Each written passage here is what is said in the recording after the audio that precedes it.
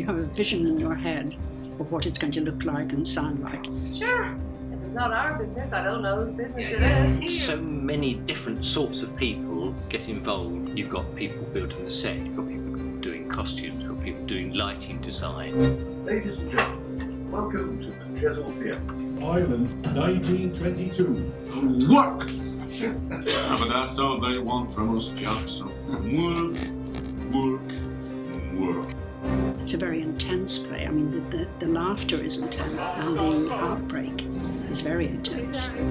I want them to leave the audience in bits. And Ireland's taken a leaf out of the world's book when we got the making of our own. Hello everybody.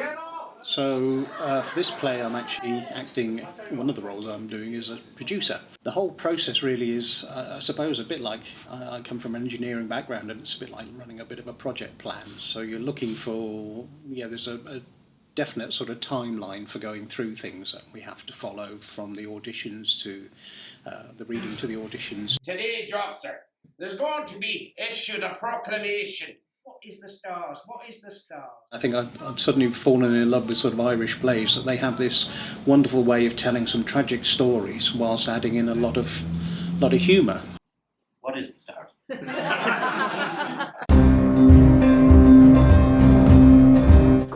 Nice to meet you. Lovely to meet you too. Hello. Hi. Hi. Hi, I'm John. Oh, how are you? It's nice to meet you. I'm gone. I think what really frustrates me about the world of acting and theatre is that it doesn't matter how good your last show was, you start at the bottom again almost. You ease up there because you're trying to stop them. Boy in a tenement house, what with rain? Sorry, so you're going to Coming end on too reading? early. Yeah. Right, okay, I don't know when you're Just coming use in. the script. But you're not seeing Manny.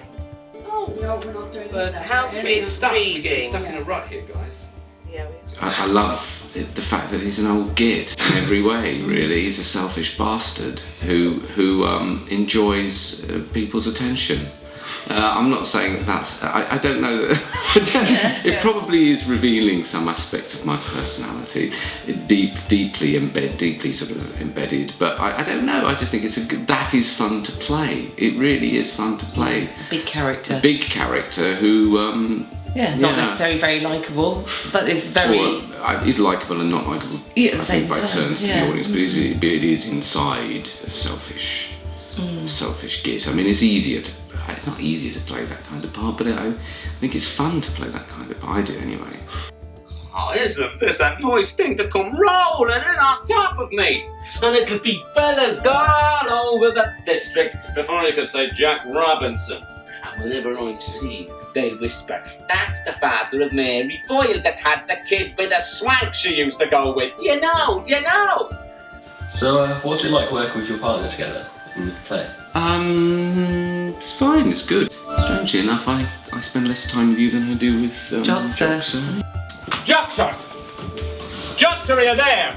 Yes. Yeah, might be what's the problem with the marriage? What marriage? Do you know what the gap is? You talk very queer, Jackson. What could he hear? About you not getting the money. In some way or other. And what would prevent me from getting the money?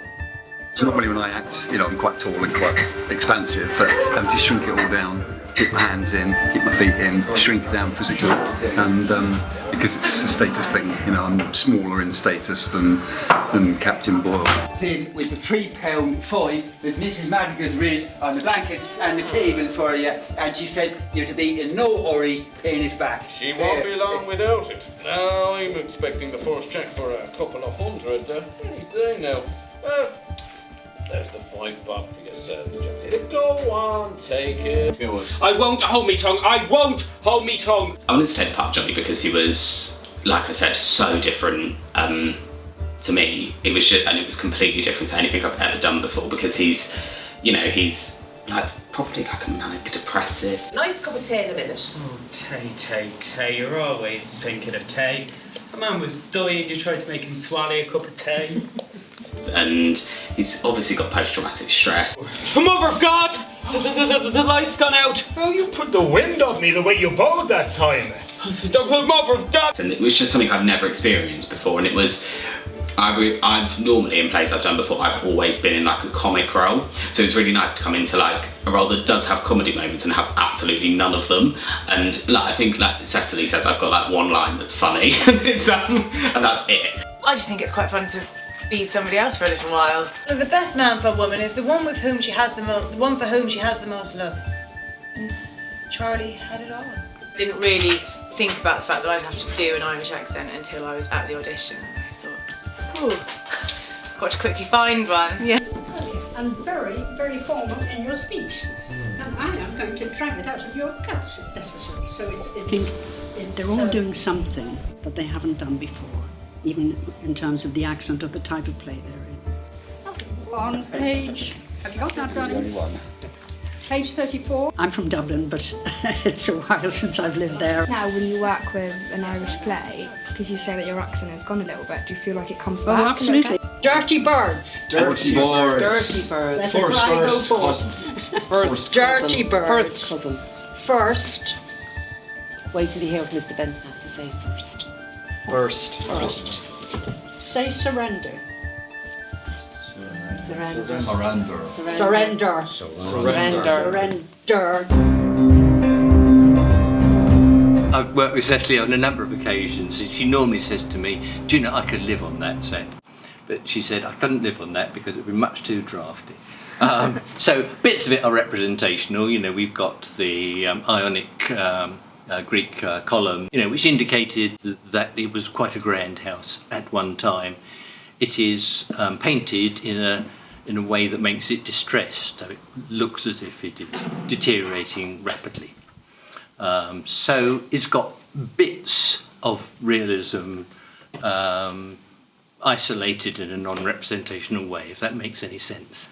Actually, I've got one I did earlier. Can I just sit on Yeah, sure. David has also drawn in SketchUp files all of our flats. Although it looks deceptively simple because it hasn't got very many set pieces around it, it was quite a long build on it because the set pieces, especially the two windows back here, are quite complicated to build. The stove was just two of our storage boxes with a stove front put on and red lights and imitation coal inside. It looks good enough, and we did find some cast iron feet someone was throwing away from someone's bathroom, so we managed to pinch those. Simple cupboard, made again from a table, which we can remodify later. Shelves, bits and pieces. This is supposed to be a temporary wall the occupants have built themselves to wall off a corner of this rather, what was a posh room. This set also uses mouldings, which we started using again a few years ago. These again are the mouldings we mentioned, just plastic mouldings, but they look very effective. Now, any pieces that are made that are worth keeping, I can see them to be reused, we'll try and store, although we're very short of storage space in here. So we're now on the first floor, and this is where all the lighting and electrical stuff gets stored, along with what furniture we can hang on to. And this is like a Pandora's box combined with the TARDIS. There is just, everywhere you look, there is something stored.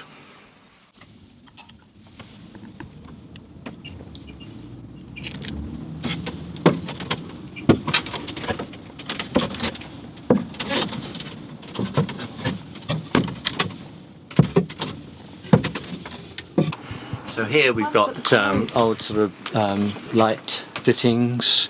We've got a big collection of old telephones. About 30% of our costumes are at this level. All of our costumes are very carefully catalogued. They're looked after. They are washed regularly. We know exactly what we've got. It's all on the computer. So we know what we've got. You see, so you can be a king for a day.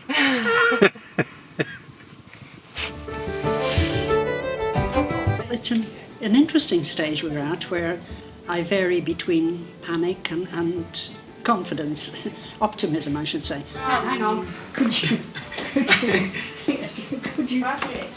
come on. Could you get as far as here before he says, have you got your beads? So yeah, so if you make him get that far with your gun. Okay, and then have you got your beads? They know their lines pretty much. And we don't forget. We don't forget them things, Doctor. Not yet. The very last line. You heard what it'll be no good. You heard what he said before he went out. And now we're at the stage where I'm hoping people are going to build in a little more detail into their characterization. The whole world is in a state of chassis.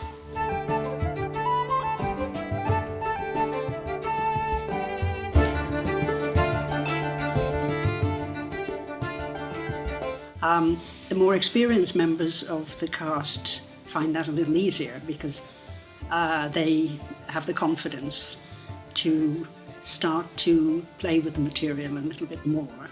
I'll show them I've a little spirit left in me still. Some of the less experienced ones are just glad to be able to get through it without forgetting lines and so on. Come on! Sorry, line. Also, there are a couple of things like the accents are beginning to wander a little bit, but we'll have our tame Dubliner coming in to work on us next week. Your act was actually really quite good. I was just reading in, so... Keep rolling the R's and the I's you're more pronouncing like an OI, like in right, which is more right. Just try and make it like OI to oil. Yeah, don't oil. Really. And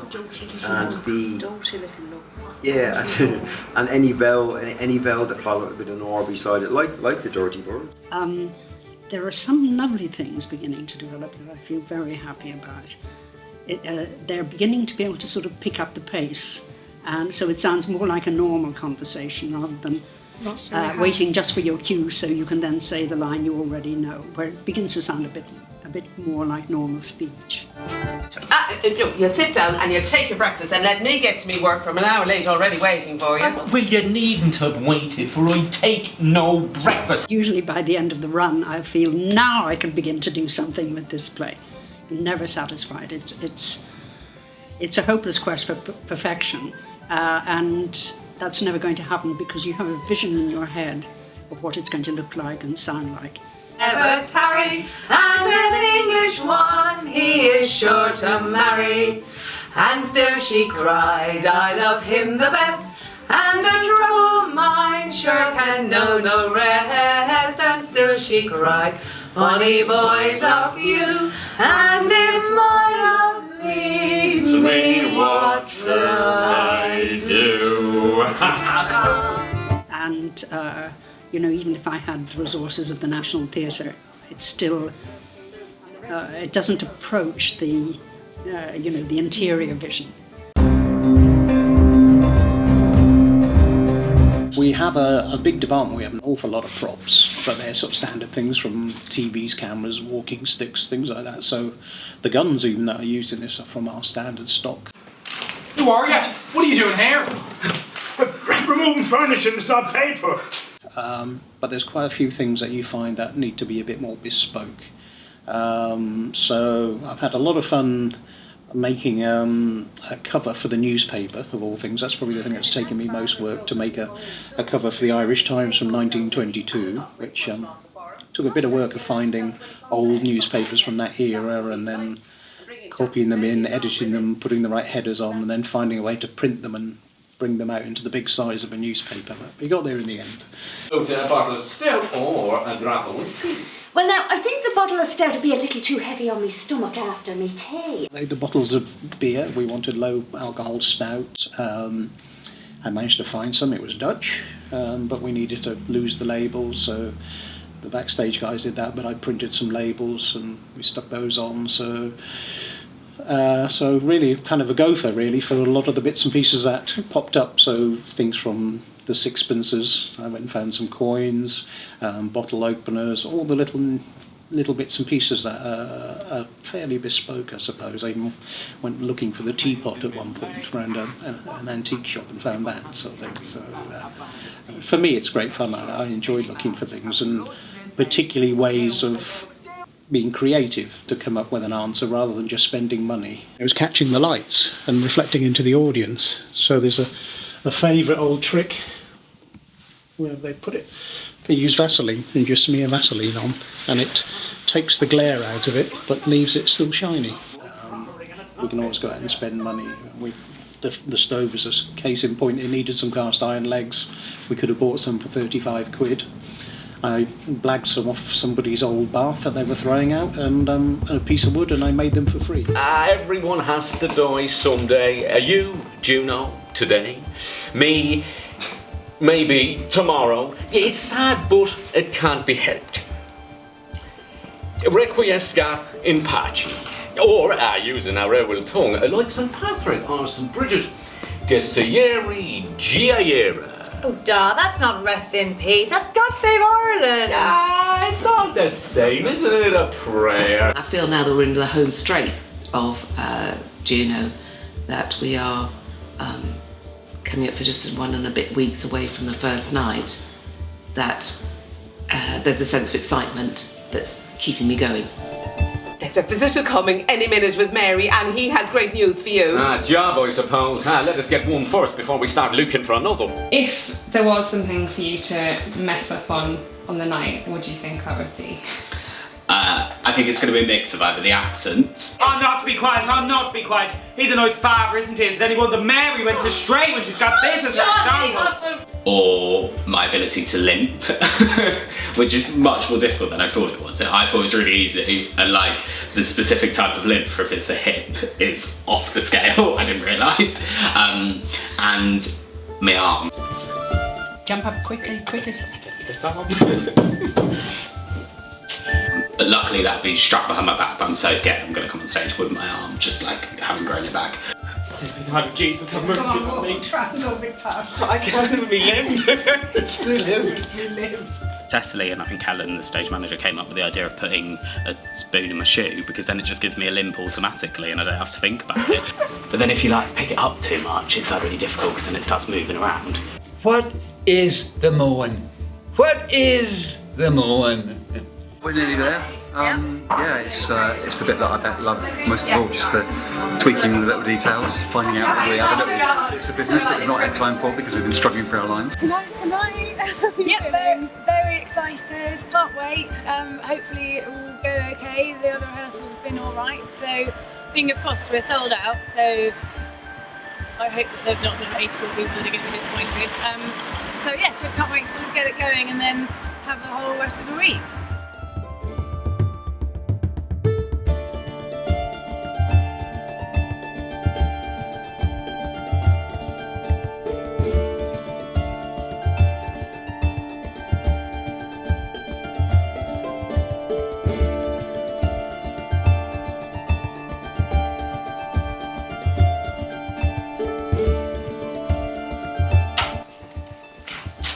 Hasn't he come in yet? Oh no, mother.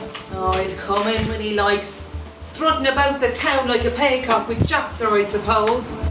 When the cat's away, the mice can play. Pull over to the fire jug so we'll have a cup of tea in a minute. A cup of tea's a darling thing, And how much will be coming out of it, Mr. Bentham? Well, Mr. Boyle, the executors tell me that half of the property is worth anything between £1,500 and £2,000.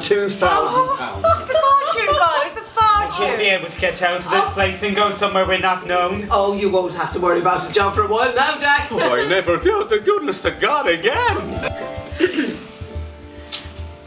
If I were a blackbird, I'd whistle and sing, and I'd follow the vessel of me true love sails in, and on the top of rigging, there I'd build me nest and pillow me head on his lily white breast.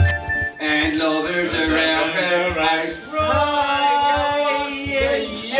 Of you trying to sing a song if you don't know it. Come in, Mrs. Tancred. Haven't I done enough for Ireland? I lost me arm and me hipster choices. I'll never be able to walk right again. Good God, haven't I done enough for Ireland? Boyle, no man can do enough for Ireland. We've been sent up to the manager of the Hibernian Furnishing Company, Mrs. Boyle, to take back the furniture that was got a while ago. Have you got your beads? My beads? Well, why'd you ask me that? Why'd you ask me that? Are you gonna do in a comedy? Look at me arm, I lost it for Ireland. Howard Tancred lost his life for Ireland. Come on. Oh, Sacred Heart of Jesus, have mercy on me. Blessed Mother of God, be with me now in the agonies of death. Hail Mary.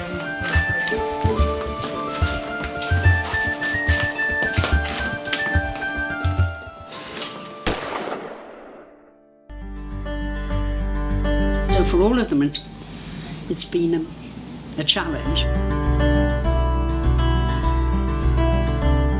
Next time, on another project with the same team, you work better.